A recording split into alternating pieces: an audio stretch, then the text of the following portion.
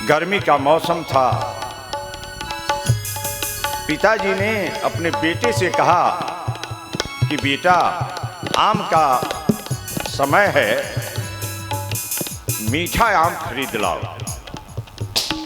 बच्चा गया, एक दुकान पर खड़ा हुआ और कहा कि मुझे 5 किलो आम चाहिए। आम वाले ने 5 किलो आम दे दिया। बच्चा रख लिया झोले में और रख करके आया, पूछा पिताजी मैं इस आम को क्या करूं? पिताजी ने कहा कि इस आम को बाल्टी में डाल दो पानी रख करके, कि ताकि उसकी गर्मी निकल जाए, फिर खाने योग्य हो जाएगा। 2-4 घंटे के बाद हम लोग भोजन करेंगे, आम पावेंगे। तो बच्चे ने बाल्टी में डाल दिया। जब 2-3 घंटे के बाद भोजन करने की बात आती है, भोजन के समय लोग बैठा, बेटा आम कहाँ रखे हो? पिताजी यहाँ। बस उठा करके बाल्टी को जब रखता है तो बाल्टी में आम की जगह पर एक बाल्टी पांक बना हुआ था। आम गायब। क्या था?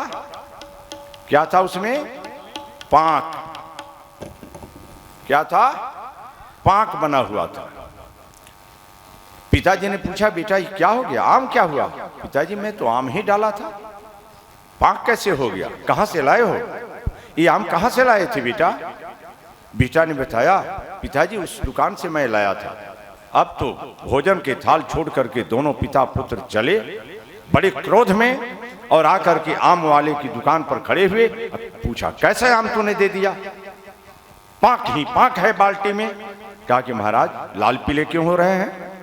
आपके बच्चा ने आम मांगा सो मैं आम दे दिया।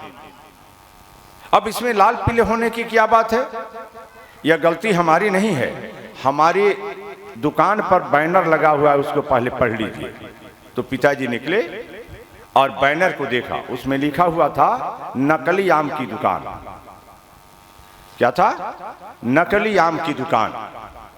यानी मिट्टी के आम बने थे, नकली आम।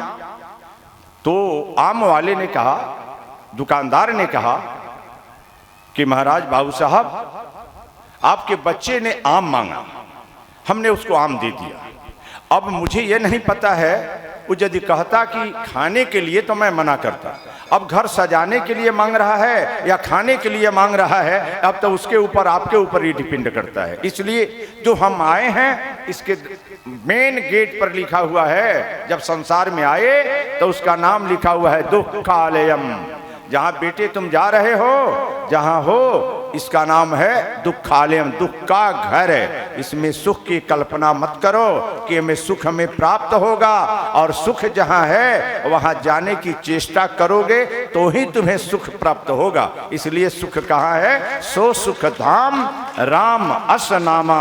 उस सुख धाम की कथा आपके पास हो रही है। यदि अपने जीवन में आप सुखी बनना चाहते हैं, अपने जीवन की दरिद्रता को, अपनी ज्वाला को, अपनी पीड़ा को, अपनी व्यथा को समाप्त करना चाहते हैं, तो भागवत कथा खड़ी है यहाँ। भागवत कथा आई है चल करके स्वयं, कि आप इसमें अवगाहन करके, स्नान करके, डुबकी लगा करके, आचमन करके, नहीं तो छींटे मार लो अपने शरीर पर, जीवन नौनिहाल और धन्य हो जाएगा। जीवन की सारी व्यथाएं सदा सदा के लिए मिट जाएगी, फिर जीवन में व्यथा नहीं आएगी।